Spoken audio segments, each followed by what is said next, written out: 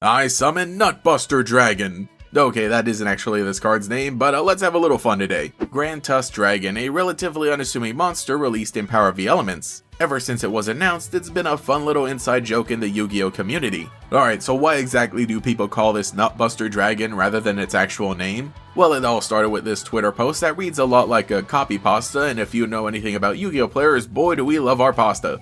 I hate Yu-Gi-Oh! I summon one little guy and then my opponent plays a spell with 5 paragraphs of text plus footnotes, and it says because I slept less than 8 hours last night, he gets to summon Nutbuster Dragon or whatever, and the game is over and I should just go fuck off, I guess. Obviously, a post that echoes many sentiments a few people would feel about the current state of Yu-Gi-Oh, but I'm very certain that this post was a joke from the very beginning. I mean, the hyperbole is obviously meant to be funny.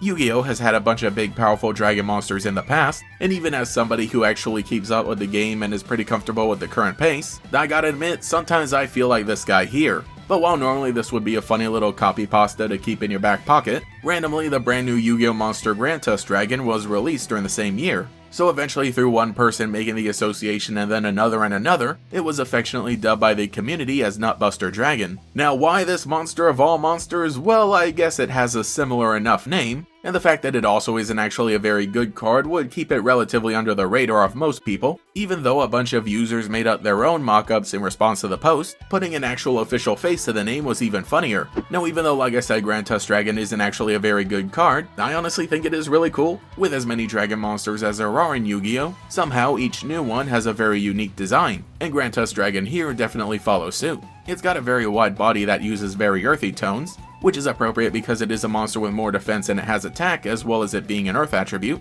Then there's also the fact that it incorporates its namesake tusk, which we don't see all the time in other dragons, and generally the setting of the artwork is really cool as well, showing it as a giant monster standing above this valley and a bunch of lightning and in the middle of the storm. It's just really cool. There are a handful of monsters that are categorized as looking like they come from Magic the Gathering, and I would say that Grantusk Dragon also fits into that category, though we all don't necessarily say that as a bad thing. Because Yu-Gi-Oh can have so many different monsters and so many different art styles, it makes it really diverse. But I will say that the effect almost sounds like something that comes out of Magic the Gathering, in that it's a little underpowered compared to modern Yu-Gi-Oh, especially when you consider that this was released in Power of the Elements, one of the most powerful Yu-Gi-Oh sets in recent memory. But anyway, the effect is actually sorta cool for it being so simple, which is ironic given the context of the original post. So if this card is normal or special summon, you can target up to 2 other cards on the field and destroy them, and if you do, this card gains 600 attack for each card destroyed. Of course, you can only use this effect to Grantusk Dragon once per turn, so actually it is very simple. Though if you put 2 and 2 together, you might see why some people decided that this card would be the one dubbed as Nutbuster Dragon, because really its only effect is to destroy 2 other cards on the field, aka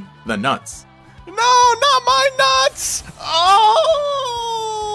And the attack gain is interesting because it makes up for the inherently low attack it has, being only 1400, though I will say that is one of the things definitely holding it back. Even though the destruction effect is actually pretty useful, it doesn't really have a way of easily special summoning itself through its own effect, and then also not having the stats or protection effect or anything to back it up after it accomplishes what it wants to do, really just means that generally you're not going to be using this monster except for a funny joke. Now, had this card released a lot earlier when something like Rat Toolbox was even remotely viable, then it would be an even funnier inclusion. But yeah, those are just about really the only ways you can take advantage of it, is by using an effect that can summon something with less than 1500 attack. So for now, it remains one of those funny payoff for the truly skilled and comedic duelists out there. So let me know what you think in the comments below. Again, just a quick little video today. I really do love talking about some history and community stuff in the game of Yu-Gi-Oh! So if you got any suggestions of any other weird or iconic monsters or moments that I should talk about, leave those in the comments below. If you enjoyed watching, also remember to leave a like, subscribe, and hype up the video as well. But anyway, this is GatorEX. Thank you so much for watching, and I'll catch you all later.